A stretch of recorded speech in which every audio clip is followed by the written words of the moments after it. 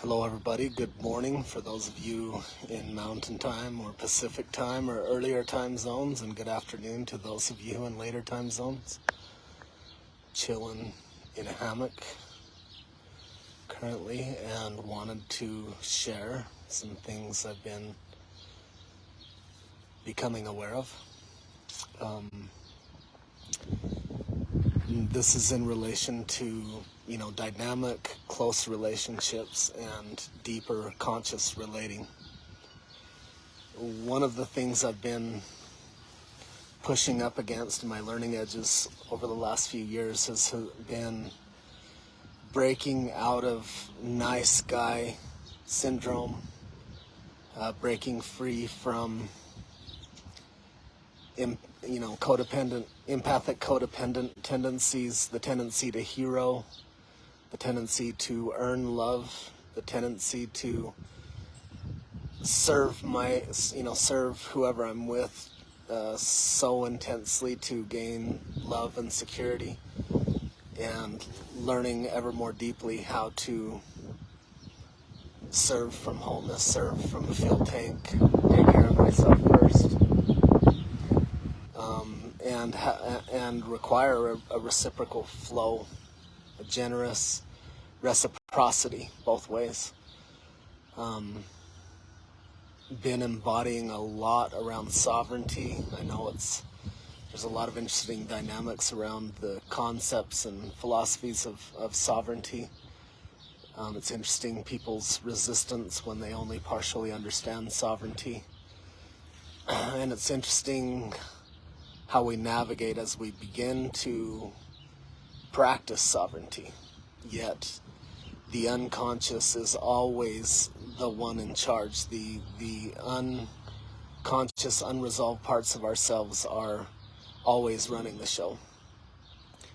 And so I'm witnessing patterns in some of my dynamics where I'm relating with a handful of people that have reached a high level of embodied sovereignty. And there is such tremendous ease, even in the challenging situations, to navigate and communicate, because there's such a high level of radical responsibility and openness to learning, and there's such a low level of projection and attack and blame and criticism and victim, villain, hero stuff. And so then I'm noticing in people who are nearing sovereignty but still on the outskirts, or at least in my experience, my interpretation, trying to out-communicate their current level of embodied sovereignty. So it's like, if I really use conscious communication and I really think through the strategy of how to approach this conversation and I say it in a perfect way, then I can kind of direct the outcome. And I remember doing a lot of this early on. And the reality is, and what I'm uncovering here is that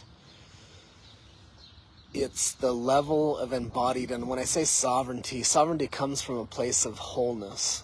And for those who have awakened and have been doing consciousness for a long time, a lot of times we think awakened means enlightened, and it doesn't. It's literally like the beginning of the journey. Being awakened to the reality that you're not a victim, that you are a creator, and awakened that you're not, at the effect of anybody or anything. Being awakened that you can create anything you put your mind to. This is such an important place to be. Yet it's not a rival. It's literally the starting of probably the most important aspect of one's life, because we go through these stages of, life is happening to me, life is happening by me, life is happening through me, life is happening as me. And as we evolve through those stages, through a lot of failure, a lot of ups and downs, a lot of heartache, a lot of challenges, a lot of self-reflection and self-awareness, a lot of implementing new skill sets and mindsets, learning and growth and healing. And so we start to learn conscious communication, we start to learn radical responsibility, we start to practice these things. And it can be very frustrating because we're aware, we're awake, we're taking radical responsibility, we're open to learning, we're gaining the new skill sets, the new mindsets, we're upgrading our environments, and yet we're still stuck in so many of our conditioned patterns, and so much of our life is still being dominated by the unloved places within us, or the unwhole, unhealed, unintegrated places within us. And so we try so hard with the limited skills we have to navigate as consciously and aware as we can. And it's one of the most frustrating stages of relationship, because in the stages of relationship, the first one, we call essence is awakened. It's often referred to as the honeymoon phase. It's where we see the greatness and the essence in someone, and they see it in us, and we fall in love, and they're meeting all of our attachment needs and all these things, and it feels wonderful. And then stage 2 comes, its essence is obscured, where you start to see and interact in ways that are frustrating because your inner unhealed parts are interacting and navigating and intertwining with their unhealed parts, and we tend to attract the lover or partner who best represents the unloved, unhealed places in us, the one who will best trigger us and bring those to the surface to see how will we navigate that. Will we utilize that to remain in our victim story and remain in our patterns, or will we utilize that to heal, to learn, to grow, to expand, and to remember who we really are at the core and step into wholeness? And so essence is obscured happens. The next phase is asleep and dreaming. And this is where it's like a lot, you're having not a great time a lot of the time. More and more energy and time and focus is going towards trying to maintain the relationship, trying to maintain the love that you feel, trying to maintain the connection, trying to work through your shit, and it feels like you're trapped in a bad dream. Like good parts and frustrating parts, but feeling powerless. Like, the dreams where you don't love how it's going, it has ups and downs, but you're not directing the dream. You're not writing the book. And so then we wake up, so some people don't wake up from that. They just jump from relationship to relationship to relationship, always thinking that it was the other that was the problem. Or we stay in some entanglement where, oftentimes the empathic codependent serves and serves and serves, trying to earn love and get that security that they're not sourcing within. And in the, narcissist or borderline narcissist, or one who tends to embody more of the traits of a narcissist, needs their fuel, their supply. And so that dynamic, they call each other in because they both meet a need, an unconscious, unmet need in each other. And so if we can stay stuck in that forever and just keep blaming the other person and running away and thinking someone else, we're going to meet the one and live happily ever after. Or sometimes we stay stuck in dynamics for very, very long periods of time, being controlled by our own unconscious patterns, our own traumas, the trauma bonding, the dynamics that we're playing out that keep us stuck in the various unhealthy roles. But for those of us, for those who do a lot of work and arrive at a more consciously integrated place, eventually we move on beyond that stage. And we move into awakened dreaming. And awakened dreaming is when you've awakened to that you're not a victim, that you have choice, and that if you want to change your life, you've got to upgrade your skill sets, your mindsets, the people you surround yourself with, all these things. And so we make those adjustments, and we start to implement new skills, new mindsets, new approaches. And it's pretty rewarding, but also frustrating, because the patterns aren't done yet. This stage is where all the big magic begins to happen, because this stage is where we're required to come to wholeness in every aspect of ourselves if we want to graduate to the stages further on. So as we relate from that place, if we choose a conscious, healthy, aware, partner who is open to learning and highly committed and implementing the skills, then we both, we each get to, or partners if you're poly. I tend to speak to the mono crowd because I tend to be mono. But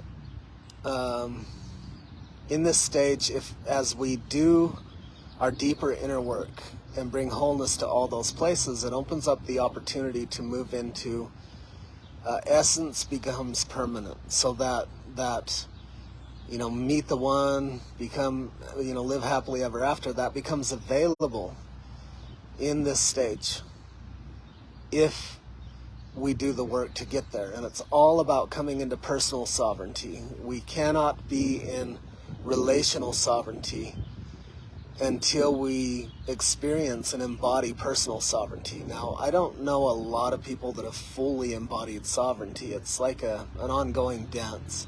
I certainly haven't fully embodied it, just more and more so all the time.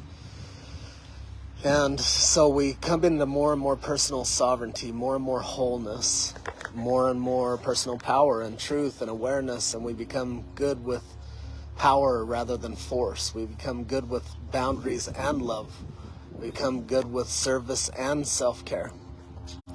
We become good with softness and firmness and emotional intelligence and all the things that make these things available. And as we integrate all of these things and we heal the conditioned patterns we picked up from our parents and from TV and society and music and those around us, we step further and further into both the personal sovereignty and the relational sovereignty.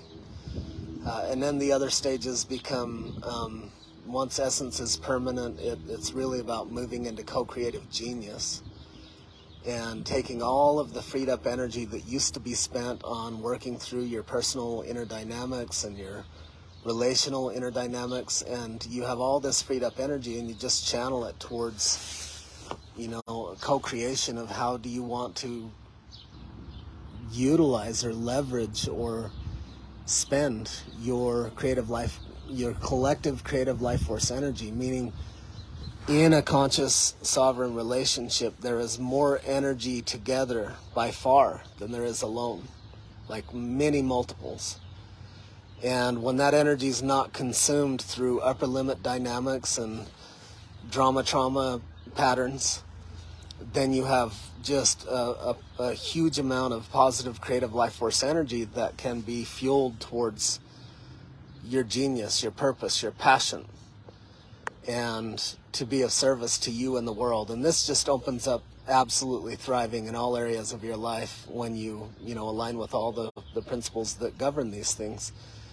If you're both in your zone of genius and on purpose and in your passion and collectively together co-creating from that place, then that's when you have it all. That's where the money, the sex, the joy, the intimacy, all the things happen that are just far beyond what most people even realize exists.